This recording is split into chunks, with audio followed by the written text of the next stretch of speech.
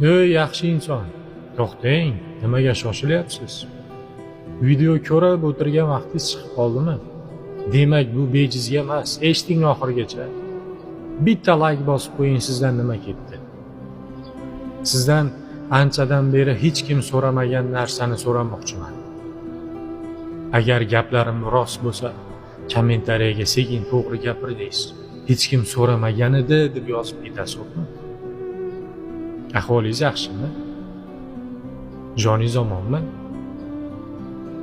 Dunyo tashvishlari, hayot, oila tashvishlari, yelkangizdagi mas'uliyat sizni charchatib qo'ymayaptimi? Ha, joningiz omon bo'lsin. Mana shu darajada ham kuchli inson bo'lasizmi? Sabrli bo'ling, xo'pmi?